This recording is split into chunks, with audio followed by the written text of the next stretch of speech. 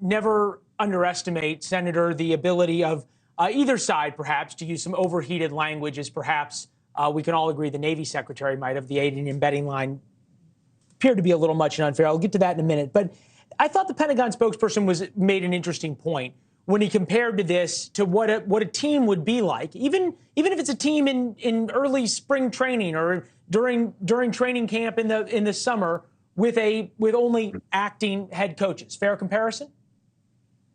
Oh, not really, because there's not one of these positions that's not filled.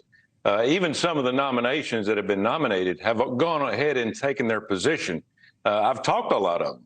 And so they're making a mountain out of a molehill here. We've got more generals and admirals than you can stir with a stick. That Pentagon over there is running full with people over there that really have nothing to do with readiness. They just have a job. They've got stars on their shoulders. They do make a few decisions here or there, but it's the captains, the majors, the colonels, the sergeants, the privates that are getting ready to fight wars, that train every day. I hear you. That said, I don't think anyone would accuse the Marine commandant of just pushing paper around. There's others, combatant commanders, who aren't there. You, back in the day at Auburn, you were known as the Riverboat gambler for aggressive play calling, especially on fourth down. I got a little bit of a smile out of you. Is this holding up these nominations a little bit like this? Is this Riverboat gambling in a sense? Oh, no, not really. You know, if I thought this had anything to do with our national security and not having us prepared for what's going on across the world, I wouldn't be doing this. But it's obvious that the Democrats are trying to use it to their advantage, Leland. I'm not holding up nominations. They can bring them to the floor one at a time. I can't hold them up. I can hold up groups at a time. That's what I'm doing. So it's way overblown. I'm not trying to win a Medal of Honor here. I'm trying to keep the military from changing a law that was passed 35 years ago. And now Joe Biden, who voted for it 35 years ago, is trying to change it with a memo. That's not going to happen. It has to go through Congress. And if we just go through Congress and vote on it, I'll accept whatever. But right now, they're just trying to force it down the taxpayers' throats. All right, well, fair enough. There's two parts to pull out of this. One would be where you said you don't think we're riverboat gambling with national security.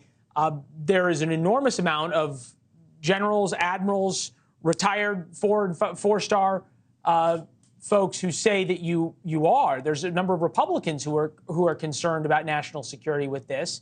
They just have it wrong, and you know better. I've got all kind of support on the Republican side. Obviously, this is a very partisan issue. The Democrats, they look for every possible way to get a vote. They could care less really what's going on. They're making this political. I'm trying to get politics out of the military because we're so woke right now. I don't know whether we could fight a war. And again, I've vetted all these generals and admirals, these 300 over the last month. There's some of them I'm not going to vote for anyway. But that has nothing to do with it. Right now, I'm just trying to protect the integrity of the Constitution, how we do things here. Let the laws go through Congress, not through the White House. Let's do it the right way. Senator, I give you look. Anybody who's willing to make a stand on morality and then go on television and defend it deserves credit, because there's so many in the United States Senate who are unwilling to come on and defend a controversial position. So I give you credit there. But again, the generals and admirals that I'm talking to, who I've known for a long time and are by no means partisan Democrats or progressives or anything else, they say, forget the politics in any way. This has an effect unquestionably on national security. I think you make an interesting point, though, that Democrats aren't spending floor time to bring these one at a time. And they could do that, especially for the combatant commanders, for the Marine commandant. So are they playing politics as much as you are? Why aren't they bringing this to a floor vote? Exactly. And again, just change the policy back and let's vote on it. I mean, that's all I'm asking. Don't tell us what you're going to do, because we are the ones that vote on it. I want the people from Alabama to have an opportunity to vote on this bill. And that's the reason they sent me here. The same people in Louisiana, same thing in Tennessee, New York. They have an opportunity to vote on this. Now, if it passes, so be it. Let's go on with life. But they do not want to do it. They want to force it down the American people's throat. I'm not going to allow that to happen. Thanks for watching. Go to newsnationnow.com to find NewsNation on your television provider. And don't forget to subscribe. Click the red button to get more of NewsNation's fact-driven, unbiased coverage.